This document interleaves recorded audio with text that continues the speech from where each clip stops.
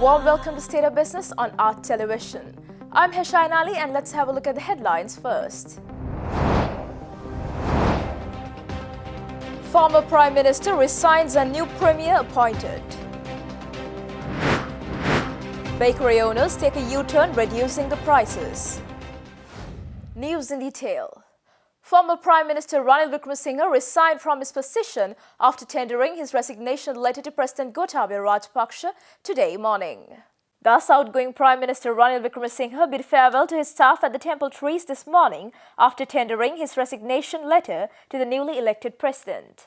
Following the swearing-in of the new President Gotabaya Rajapaksa, it was the general opinion that the former Prime Minister Ranil Wickremesinghe and the Cabinet of Ministers should step down, allowing the new President to form an interim government. Meanwhile, a statement issued by the Prime Minister's office yesterday said that the Prime Minister Ranil Wickremesinghe steps down advocating democracy and allowing new President to form a new government, even though the majority in Parliament lies with the UNF. Former President Mahinda Rajapaksa has been sworn in as the new Prime Minister of Sri Lanka before the newly elected President Gotabaya Rajapaksa today evening. Thus, former President Maithripala Sirisena, former Prime Minister Ranil Wickremesinghe, who officially resigned from his position this morning, and many other distinguished guests were also present at the swearing ceremony of new Prime Minister Mahinda Rajapaksa, which took place at the Presidential Secretariat today. The swearing-in ceremony of the new Prime Minister followed former Prime Minister Ranil Wickremesinghe tendering his resignation and leaving the Temple Trees today morning. Sri Lankaවේ දේශය තුළ වෙනම රජයක් පිහිටුවීමට කෙලින්ම හෝ අන්‍යකාරී ශ්‍රී ලංකාව තුළදී හෝ ඉන් පිටදී ආධාර දීම අනුබල දීම අනුග්‍රහය දැක්වීම මුදල් යෙදවීම ධෛර්ය දීම හෝ දේශනා කිරීම නොකරන බවටද ගෞරව බහුමානයෙන් යුක්ත ප්‍රකාශ කොට ප්‍රතිඥා දෙමි. Thus, Mahinda Rajapaksa served as the opposition leader of Sri Lanka until his appointment as the new premier today, and this is the third time Mahinda Rajapaksa is taking office as the Prime Minister. He had been appointed Prime Minister at the parliamentary elections of 2004, and he also served as Prime Minister again for a period of 52 days during the time of the constitutional crisis in the country in October last year. Thus, after the swearing-in ceremony, the newly elected Prime Minister Mahinda Rajapaksa assumed duties in his office later today. However, the interim Cabinet of Ministers, which was scheduled to be appointed today, was called off until tomorrow. Meanwhile, 6 new provincial governors were sworn in before the President Gotabaya Rajapaksa today morning after the Presidential Secretariat informed the former governors to step down from their positions yesterday. Thus, Dr. Sitaram Bepula was sworn in as the governor of the Western Province. Lalit U. Gamage was appointed as the Central Province governor. For Uva Province, Raja Kollure was appointed, while Dr. Willie Gamage, AJM Muzamil and Tikiriko Bakadua were appointed as the governors of the Southern Province, Northwestern Province and Sabaragamuwa Province respectively.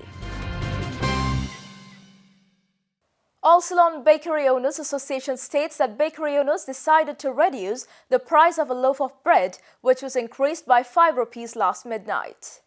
Thus, the chairman of the All Ceylon Bakery Owners Association, N.K. Jawardena, yesterday stated that the price of a 450-gram loaf of bread will be temporarily increased by 5 rupees from midnight yesterday following the increase in the price of wheat flour. However, the association chief today said they again decided to reverse the move and maintain the earlier price. Thus, the bakery owners have taken this decision since the 2 major wheat flour companies informed them in writing that once again the price of wheat flour is revised and has been brought back down. They also said that the wheat flour companies have also assured to refund bakery owners who have paid extra when purchasing wheat flour. Stay tuned for more news right after this commercial break.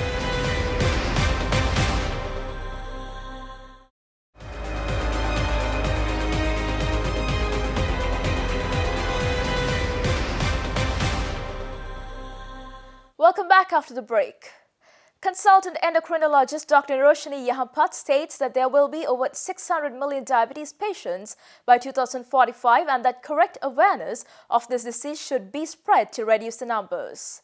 She made these observations today addressing an awareness program conducted to celebrate the Diabetes Day Celebrations 2019 at Lanka hospitals. As you all know, diabetes is a growing global problem affecting 425 million people in year 2017. And it's predicted in year 2045 there will be 629 million people with diabetes. And we had 82 million people with diabetes in Southeast Asia, and obviously the numbers are a lot higher now.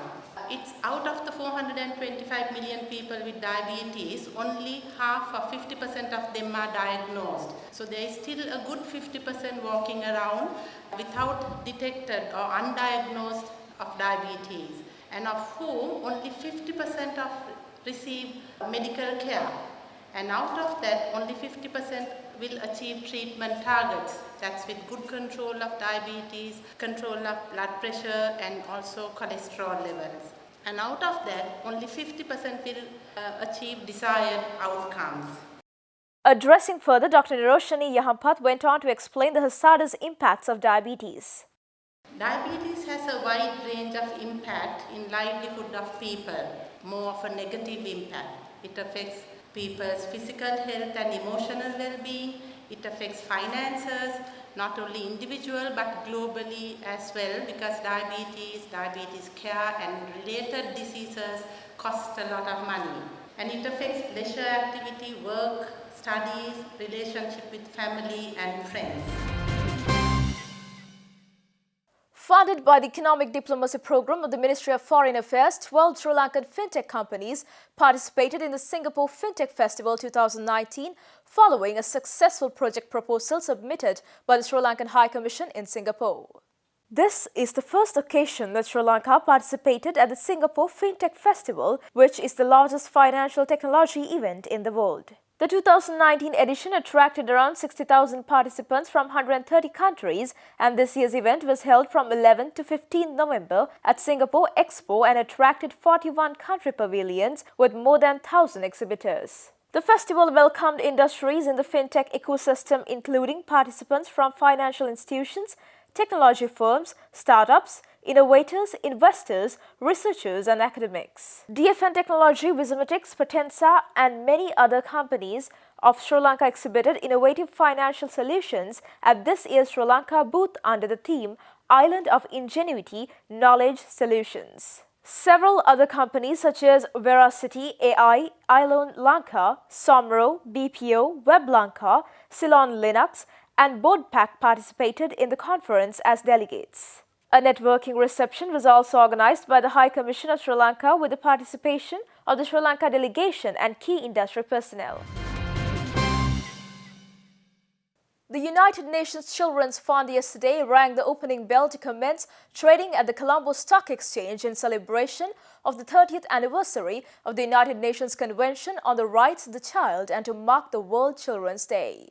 The United Nations Convention on the Rights of the Child, known as the International Law on Childhood, came into existence on 20th November 1989 and has since become the rapidly ratified human rights treaty in history signed by 194 countries, including Sri Lanka. Further, in September 2019, Sri Lanka became the first country in South Asia to recommit to the UNCRC on behalf of its children. Yesterday's celebrations follow UNICEF's A Vote for Children campaign, which aimed to raise awareness among leaders and the public of the 6 critical issues facing Sri Lanka's 6 million children that require urgent action. Also, speaking at the event, UNICEF representative Tim Sutton said Sri Lanka requires political leadership and the action of all citizens to end child malnutrition, improve education, end child poverty, ban physical punishment, build social cohesion, and fight climate change.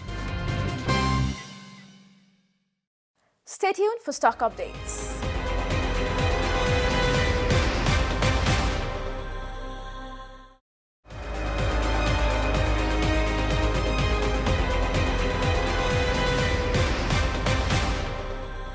Welcome back after the break. Trading at Colombo Stock Exchange ended on a negative note today. The all-share price index dropped 0.26 points to close at 6,138.33 and the S&P SL20 dropped 7.81 points to close at 3,028.35. The turnover was 1 billion rupees and over 54 million shares were traded. Up next are forex rates.